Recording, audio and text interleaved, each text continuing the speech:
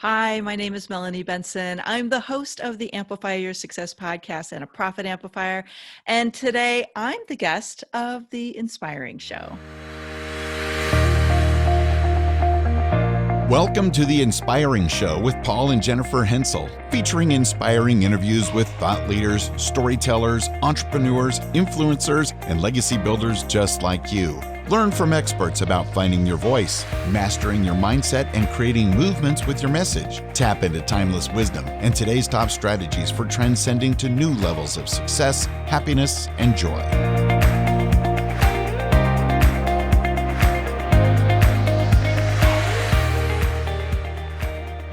Welcome, everyone, to The Inspiring Show. My name is Jennifer Hensel, and I'm your host today. I have an amazing guest for you, Melanie Benson. Melanie Benson is a profit amplifier and has a gift for guiding fast-paced, mission-driven entrepreneurs to thrive financially in their work. Melanie has a proven track record of accelerating results by using her Amplify techniques. Melanie hosts the weekly podcast Amplify Your Success, which I highly recommend. And she is the author of Rewired for Wealth and co-author of Entrepreneur.com's Startup Guide to Starting an Information Marketing Business. Melanie is a featured icon of influence at the New Media Summit and has her success tips featured in numerous magazines.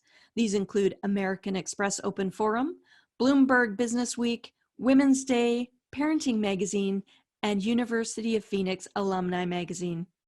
She's on the executive team of the Women Speakers Association and is a member of the Association of Transformational Leaders. Melanie is a proud lifestyle enthusiast and spends her free time in search of the best spas and beaches in the world. I knew there was a reason I liked her. So enjoy my interview today with Melanie Benson. Welcome, everyone, to The Inspiring Show, and I'm with Melanie Benson today. I'm so excited to be with you, Melanie. I'm excited to be with you. We've been supporting each other online for so long now, and I just love everything you do and your story.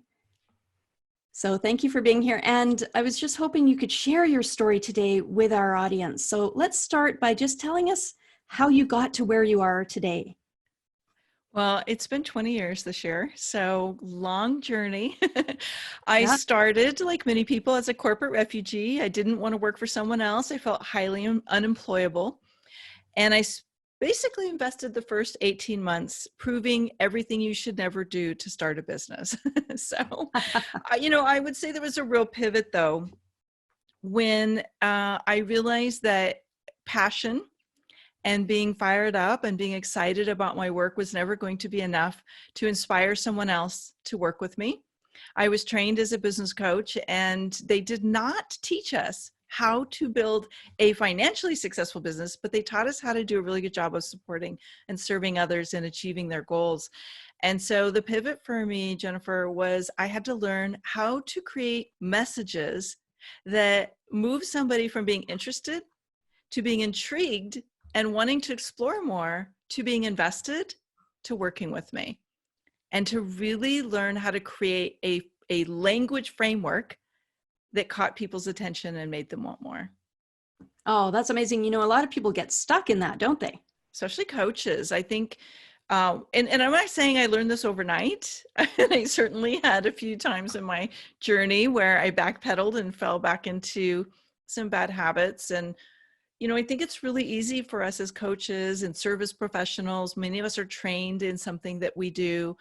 And for me, part of the journey was to recognize that it was never going to be about me. And everything had to be about, am I clearly articulating the problem my client has, the solution that I provide, and a way to get there that instills confidence and a desire to like come in and want more. And I remember there was a real, how sometimes when you're on the right path, you start to get these clues. So I went early on, I was struggling to break even $1,000 a month. And for many of us, we went to coach training school. You get the training of charge this much a month. You like deliver 3 sessions a month for that fee. And you got to, if I wanted to break 6 figures, I was going to have to see something like 40 clients a month. Like that was not happening, right? That was not my dream to work that much in my business. I really had a dream of independence and time freedom. And so I went searching for what is the solution to time freedom. If I don't want to be locked into another job as a coach, how do I break free of those shackles and grow? And I realized, well, okay, we have leverage. We have ways to deliver things one to many. But just because I built it didn't mean they were going to come. That movie does not work in an online business. And so I really had to learn how to articulate the value. And there was a moment I was speaking at a friend of mine's event down in Orange County, and I realized I'd really figured this out when a woman came up to me before I came up and spoke on stage. And she said, Melanie, she goes, it's really driving me crazy. You've been in my head for weeks. I've been listening to your webinars with Adam, and literally like everything you're saying is exactly why we're stuck. And that's the feeling of somebody who knows you get their issue, you get what they do, and they need and want more. And they became one of my best clients for 8 years. And that's the magic we have to create in our messaging. That's amazing. Wow. Yeah. I mean, that's why I love chatting with you about things, because there's not many people like us who have broken through and really created multiple streams of income and various ways for messaging to get our message out. So now, why do you think sharing your message on podcasts? Because I really want to talk to you about podcasts today. Your podcast is one of my favorites in the world. I tell everybody about it. And every episode is just so rich and full of information. So check it out. So I have it on auto in my device. So I just go to it. Whenever you have a new episode, it tells me. I just do it. I love that. Yes. So that's what I want to talk to you about today. You and I could talk all day about just so many different streams, but I really want to talk about podcasts today because you've been so successful in that space and you help others now to break through using that particular strategy. So why do you think sharing your message on podcasts is a top lead generation strategy right now? Well, let me back up a couple of steps and say that one of my all-time favorite ways to attract perfect clients has always been speaking. And I've been really fortunate to be asked to speak on a lot of stages over the years. And at a certain time in my own career trajectory, I knew I couldn't be on the road as much anymore. My physical energy was not keeping up with my mental ambition. And I had to look at some other alternative ways to speak. And right about that time in 2008, 2009, that's when podcasting really started to get a surge in popularity. That's when, like you were saying earlier, the podcast listening devices became easier to use. And I realized that podcasting was going to be a very powerful virtual platform for 2 reasons. One, as a guest on someone's podcast, you have what's called a captive audience. So that person is listening to you while they're not listening to 17 speakers. They're not, going, you're not at an event, like being distracted by different people and events. They are listening to you. And that means you have somewhere between 25 and 45 minutes to bond with them and to really engage them.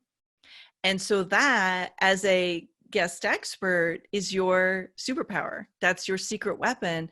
If you follow a magnetic messaging system to get your message to compel them, it's gold, pure gold. The second thing I like about it is, for many of us, we are always looking for how do we tap into primed prospect pools, meaning these are pools of potential clients that someone else has been cultivating. They've already built know, like, and trust with. They've deepened a relationship with them and built a fan base. How do we connect in a ethical and really loving, supportive, kind way, right? Well, half of the podcasts I go on are competitors, right? They're collaborative business owners who do something similar, and they are looking for content. And Jennifer, I think you know the statistic. We crossed the 1 million podcasts shows mark just a few weeks ago in April of 2020. That means there's 1 million podcast hosts creating content for their shows. Now, not all of them do interviews, but a significant number of them do. And that means they're hungry for content. And that means they need people like us to create content with them to deliver. So I think we have a really rich opportunity to speak, which is a great way to build that know, like, and trust factor, and get access to a really powerful prospect pool of people who are hungry for the solutions that we are experts at delivering. Oh, that's amazing. So now many people have sort of recognized this, and the ones that have jumped in, now I hear people are struggling with getting leads from it. So they've been able to, you know, get the interview and land the interview, but now they're not getting any leads. So why do so many talented experts out there, they get the interviews and then they're not getting any leads? Okay, so I'm glad we're talking about this, because this is an interesting phenomenon. And I actually had no clue that this was such a big issue. And last year I was on somebody's podcast who's a really big name. They're a significant force in the marketing and coaching world. And they asked me on their show, and we were talking about something similar, the messaging. And he said afterward, he said, Melanie, he says, what is your secret? Because I'm not getting these kind of results, because I actually do get leads. I do get clients from podcast guest spots. And he said, what are you doing? Because, like, I'm obviously not doing something right. So I had him on my podcast, and I figured out what he wasn't doing right. And I started to realize that just because you're really good at sharing your message doesn't mean you know how to craft a compelling message on a podcast. And so I put this little list together just to kind of help, because there's at least 17 different ways that different experts kind of blow it. And one of them is they are winging it when they come on a podcast. They don't have a plan. They don't have a structure. They don't have a messaging plan. They're just like, I'll just show up and talk. And that's not a bad thing unless you do want clients. So when you just show up and talk, it's really easy to do what I call, Jennifer, it's like you get into the rambling rose mode, right? It's like, I'm over here talking about this, and then like now I'm over here, and my story just drifted and went in a different direction. And the listener's like, wait, where are we going with this? Yeah. And one of the keys, I call them magnetic messaging pillars. One of the, I think, real keys is having a little bit of a structure to what you talk about. That doesn't mean you can't go off script and have genuine conversation, but if you can know how to pull what I call the golden thread through, meaning you have a topic that gets people interested and wanting to know more, you've got talking points that intrigue somebody and they're leaning in and going, oh, wow, that's interesting. That's unique. Like, all right, I hadn't heard that before. And then it leads them to a specific action step where they are going to get a solution that answers the problem you've aggravated and explored in the conversation. Now we have a golden thread, and that's where people are kind of blowing it. They're not doing that. They're just, their giveaway has absolutely zero to do with what they talked about, right? So that's one. If we have time, I can cover a couple more. I want to make sure we hit the high notes of what you want to talk about. Oh, for sure. Please share as much as you want about that. Well, there's another piece that I think there's two more really big ones. One is there is no buzz factor created. Okay, so buzz factor is equally what we talk about in the conversation, but it's also what happens after the conversation. And another reason why people don't get traction is they assume that all of the traction is going to come from the host of the show, which there will be some, but we are actually powerful marketers ourselves, right? We've got a fan base, we've got community, we've got people who follow our work. If we can create our own buzz, what you're doing when you share the episode after your podcast goes live, after your podcast episode goes live, you are now reinforcing your authority and your credibility to your community. And I can't tell you, Jennifer, how many people have been following me on Facebook or following me on Twitter or following me somewhere, and they see me on somebody else's platform. And all of a sudden, it's like they've seen me for the very first time, right? And it's like their attention has woken up, and now they want more. And I did a little survey of my Amplify mastermind members last year. And I asked them, how did you find me? 9 out of 10 of them found me from a guest session or episode I did with one of my colleagues, then started following me on my podcast, then took advantage of Get Magnetic Messaging, and then joined my mastermind.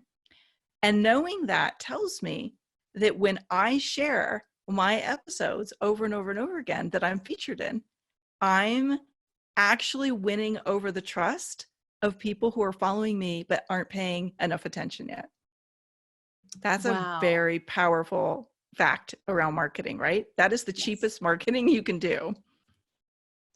Now, you mentioned your list that you had, and you've talked about a couple of the points off of that. Is that something you were going to give away today? Yeah, I'd be happy to. I think it's really, it's kind of helpful to know what to not do just as much as what to do, right? If you go to melaniebenson.com/inspiring, you will find the full list of the 17 common mistakes that people like us make when we're guesting on podcast interviews and virtual summits and, you know, whatever speaking platform we're on, and how that's costing us leads and clients. Plus, I'll tell you what to do differently so that you can start to have that magnetic impact in your talks. Wow, what a gift. Thank you, Melanie. You're welcome. So now I wanted to ask you, how does your ROCS method help people with this? Yeah, so this was quite the buzz on Instagram when I posted about this, and I realized, okay, I think I'm onto something here. And the ROCS method is a 4-step formula of learning how to connect your message to your client's problem. And so I'm one of those people that when something's broken, I have to study it. And I have to figure out, where is something breaking? And I went through this myself. You know, I mentioned my 20 years ago journey, but I actually had a second part to my success journey where in 2009, a lot of things stopped working in my business all at the same time. I like to call it the perfect storm. And one of the things was we went through a really impactful industry transformation. This was the time where a lot of the financial platforms that people had to work with to invest in coaching programs basically froze up overnight. Most of my clients' credit cards stopped working. Their credit lines were decreased. And it was a really challenging time for a lot of people in the industry. And what I noticed was what sold easily up until that moment no longer sold easily. And yet some people were still selling really easily. And I got curious. First I got pissed and then I got curious, right? For just being honest. I was like, why is this not working? And what I realized was, if your message is not relevant, outcome driven, credibility focused, and specific, it's very easy for people to not get why they need you. And that's the ROCS method: relevant, outcome driven, credibility focused, specific. Oh, wow. And I just basically gave you one of the strategies I teach in my Get Magnetic Messaging, which is have a formula to teach to do 2 things. 1, make remembering it easy. So it's very easy now to remember these 4 steps. ROCS is relevant, outcome driven, credibility focused, specific. And when you are creating formulas, the memory bank locks it in.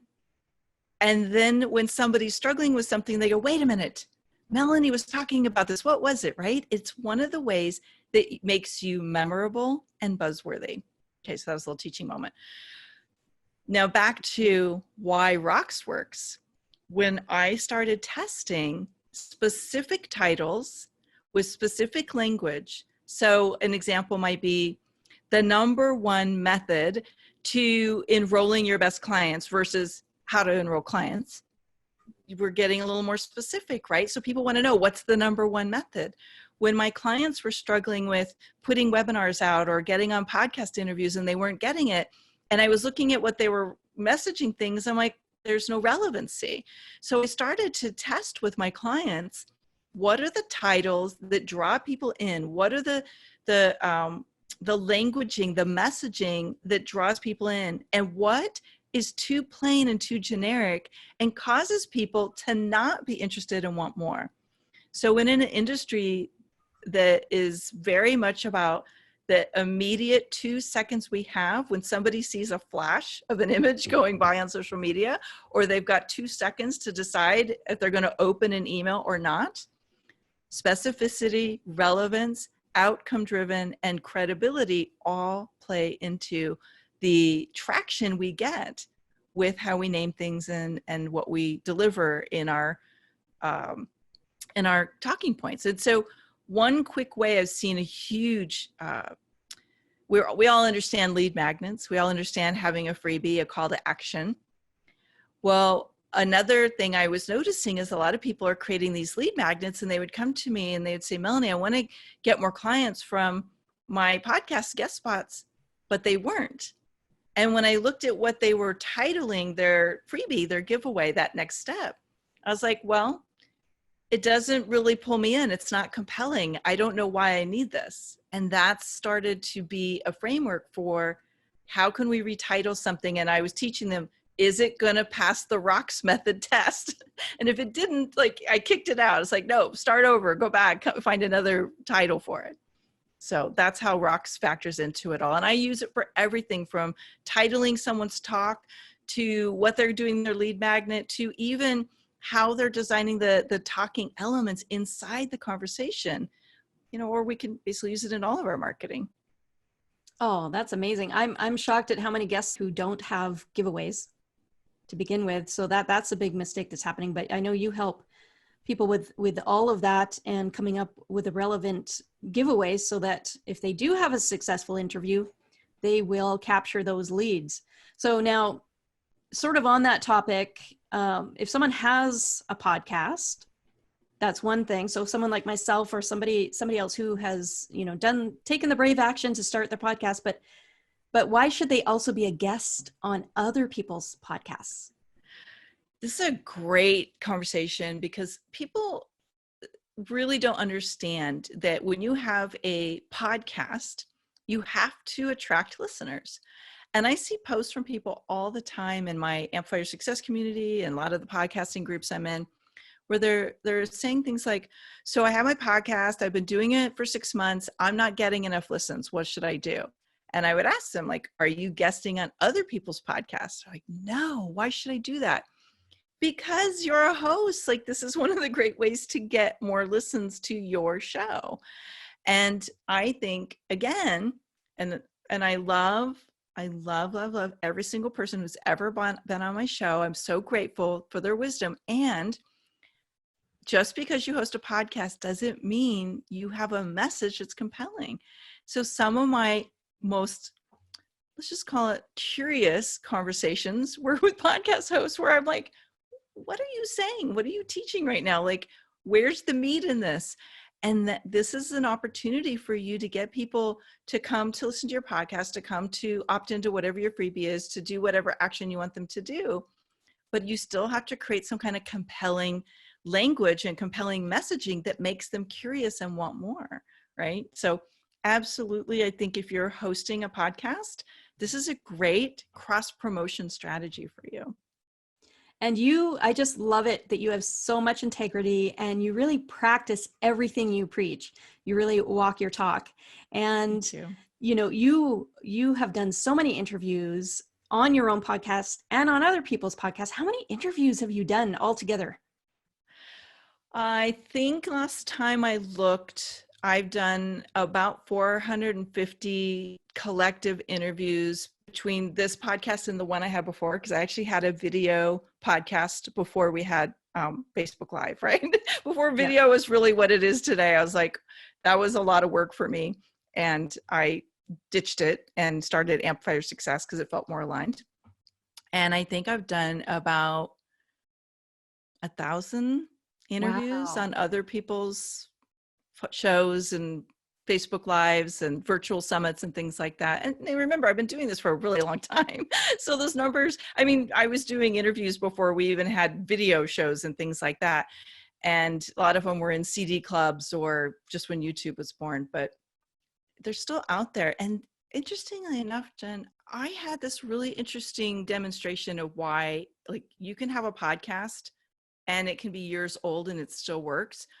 I was asked onto John Lee Dumas's podcast in the first year he did it. Oh, And, wow. you know, at this time, he's still new, like, no, he hasn't really built up his traction yet, but I was really intrigued by the name of his podcast. And I thought, sure, I'll do it. And this is probably 6, maybe even 7 years ago, his first year. And I still get leads and I still get clients from that episode. And here's what's really crazy. It was my previous name. Like, I dropped my first marriage. I took on Strick, and I dropped that when I rebranded several years ago. And I had an old program that doesn't even exist anymore. And it's still linking back to that. And people still find me. So Oh, wow. one of the things I love about podcasts is they are evergreen. So you do Yeah. a good job. You're going to have a constantly generating machine that's working silently in the background all the time. Oh, that's a great point. Yes.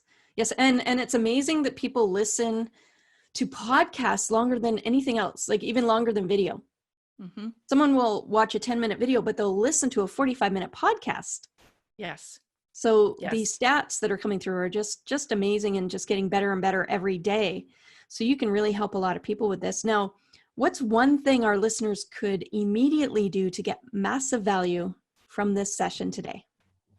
Well, first of all, I want to inspire you. If you've got a body of work that you sell, if you're a service professional, even if you have a product and you're the leader of a business, I want to inspire you to get on other people's podcasts and to recognize that if you teach them one thing that inspires them to live a better life, to have more happiness, to have a better outcome in whatever you're an expert in, then you're leaving a great legacy behind. And you have zero understanding and appreciation until you start doing this, how many lives you're changing that you don't even see.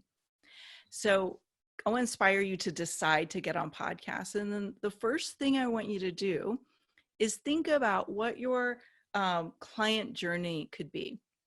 What could you start with to talk about that you could inspire somebody to want more from you? This is what I do in the Get Magnet messaging, is always start with the end in mind. Don't start from the, all right, so what are we going to title it? Think about what am I going to share with them? What's the freebie or the first step I'm going to ask them to take? And then what do I title it? And I just want to inspire you to play with it a little bit. I have my clients do like 10 to 15 versions of whatever they think they're going to do. And then the magic starts kicking in. Don't think you're going to write one sentence down and get it perfect. So just play with it, have fun, be on the adventure of like, all right, so let's come up with some fun ways. And then here's your big action, verb it up. Whatever you think your title is, play with some verbs to give it a little pizzazz and a little momentum and some buzz quality. That's probably going to be your number one best title that you get booked on. Can you give me an example? Well, here's an example.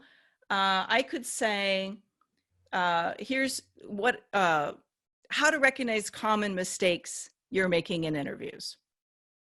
Okay, but if I verb it up, 17 costly mistakes you are making in your interviews that are losing you clients and leads. So there's some extra verbs in there, right? Yes. Or there's a real estate person that I worked with for a while. And so we were playing around with the title of top 10 reasons your single clients won't buy from you and the secret to getting them to choose you every time. Okay. So it's a little bit more like, oh, what's going on in this? This has got some interesting vibe, right? It pulls the interest factor and gets them intrigued. They won't be invested until they hear you, but you want to get them from interested to intrigued. That's what grabs people's attention. That's what causes them to lean in. That's what sets you apart from everyone else and gets them to listen to that full episode, right? That's amazing. That's amazing.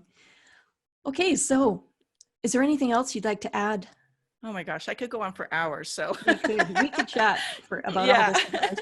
Well, you know what? We're going to go into our speed round, and then after Okay. that, you mentioned before your list of 17 things to avoid. What was the title of it again? The 17 mistakes you're making in your interviews that are costing you leads and clients. That's a great title. And it's something that everybody listening really should go and get, but we're not going to give them the link yet. We're going to do our speed round, and Okay. then we'll give people the link of how they can download that complimentary from you, right? Sounds good. Great. Okay, so I want our audience to get to know you like I know you. So first, we're going to start with, what do you do for fun, Melanie? Well, I'm a big family person. So almost all of my fun wraps around time with my family, time with my sister, my niece, my mom, my husband's family. We would probably be hiking. I might be doing yoga. I know that's a little bit on the exercise side. And almost always there is gourmet, healthy cooking involved. I know that sounds crazy that that's fun for me, but it is literally my great joy in life to prepare these extraordinary gourmet meals in a very healthy, I eat paleo, so in a very healthy paleo format. So those are some of the things. In better times, you might actually find me having lunch at the beach with my what we call it, the icon posse, or our group of podcasting and spiritual community. So I'm a connector. That's what brings me great joy. Oh, wonderful, wonderful. So thank you for sharing. What's your favorite quote? I had to say, I have so many. It's so hard for me to choose. But one of my favorite quotes is, sorry, it just jumped right out of my head. It's from Marianne Williamson. And it was said in a way about relationships, and I converted it to being about business. But what you say yes to means you're saying no to something else. Yes. Yeah.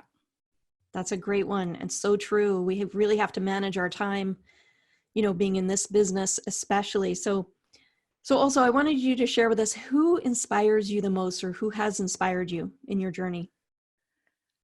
I have great inspiration from Oprah. I know it sounds super cliche, but I'm going to say I'm very inspired by anyone who has entered the ring in an oppressed or traumatic background and shows up and puts their gift out there and says, I don't care what you think, I'm doing what I was put on this planet to do. And I think any woman or person of compromised environment or background who's willing to show up and give it all and push through those fears and those barriers and claim greatness is a force to be reckoned with. And Mm-hmm. I'm all about activating that in people. So I love Oh, Oprah for who she became. good choice. We saw her live in Vancouver, and wow, just amazing. Like, she's Just a just powerhouse. amazing. So, what is your favorite book? What book has helped you in your entrepreneurial journey? You know, I actually don't have a favorite book, but there was a book that was very, very, very helpful for me. And it was a book, I can't even remember who it was. I'll have to go looking through my bookshelves, but it was a book about selling, but not the normal selling, but about how we create frameworks that either expose possibility or create constriction. And it was such a profound book that literally taught me the power of the stories we tell. And so I will find it, Jennifer, and I'll send it to you. But what I got out of this book was that every day, all of the time, we are either helping people see how they can succeed with what we do, or we're giving them an out and reinforcing their own fears and constraints. And I see service professionals doing this all the time, where they let people's limitations become their limitations, or they let their limitations become their clients' limitations. And they literally talk people out of working with them because of their own fears. And so that book was profoundly insightful about shifting that conversation in our head so we can shift the conversation we're having with our clients and our community. Oh, you got to dig it up and tell us the title. I will. And right now, right? Like, what more important time is there to create a better conversation, right? Like to Yes. be willing to steer the conversation towards possibility. Wonderful. Well, if you're able to find that, I'll put it in the show notes. Okay. All the links to Melanie can be found in the show notes. But one last question, what is a really good tool or resource you'd recommend? Oh, I am one of those people who I have to have a project management tool. And I absolutely have fallen in love with something called Podio. It's not a very well-known tool, but the reason why I love it so much is I geek out on being able to create systems that run themselves. And so this is one of those tools that allows us to pre-program how something needs to function, like what the workflow is. And literally, it's like all automated. So it literally saves me thousands of hours with my team in manually managing projects and workflow and things like that. So I think it is the creative entrepreneur's best friend to be able to kind of plug in, how do I want something to work, and then know it's going to run and guide your team through what needs to be done. Oh, that sounds amazing. I'm going to have to check that out because I love You'll love it. automation. I'm Yeah, addicted me to too. automation. I want to automate everything. Yeah. I mean, just a Well, quick example, even from like running podcasts, every time somebody submits their stuff, there's a whole slew of tasks that fire off, and my team knows how to handle what to do when somebody submits their materials. So it's really easy. oh, that's amazing. That's amazing. Such a time saver. And then it really frees up our time to be able to connect with other people when we automate the tasks that can be automated. Yes. Yes. My creative brain is very happy when automation occurs. Yes. Then we can do fun stuff like this. Exactly. It frees up time for the things that really like light us up and give us energy. Yes. All right. So now we talked about your giveaway. Can you give us the link to that and the Sure. title again? Sure. It's the 17 mistakes you are making that are costing you, making in your interviews that are costing you leads and clients. And it's at melaniebenson.com/inspiring. So you can remember the inspiring show, the inspiring link. And a big part of what you're going to receive is clarity about things that you're probably doing without even realizing you're doing things that are costing you that lead and that client. And then there's a little masterclass that you get afterwards on what to do differently that will really turn that around for you so that you can get on podcasts, you can get on virtual summits, you can even use these techniques on your webinars, your video, whatever format that you use communication and speaking, you can transform those into your best lead generation machines using these techniques. Oh, what a gift. Thank you so much, Melanie. You're welcome. All right. Well, I really appreciate your time, and I hope people will go to our show notes and check out all your links and recommendations. Thank you so much for all the value you brought today and for being with us, Melanie. Thank you for inviting me, and I look forward to connecting with each and every one of you that are listening in. Wow, wasn't that a great interview? I just adore Melanie Benson, and I really appreciate all the tips and strategies she gave today. It was really value-packed. And you can get the links that she talked about through our show notes at inspiringshow.com. Now, also a reminder, if you enjoy this podcast, please click subscribe, and a 5-star review would go a long way in helping us inspire people around the world. We need inspiration now more than ever. My name again is Jennifer Hensel, and until next time, remember, you have a story, and your story matters.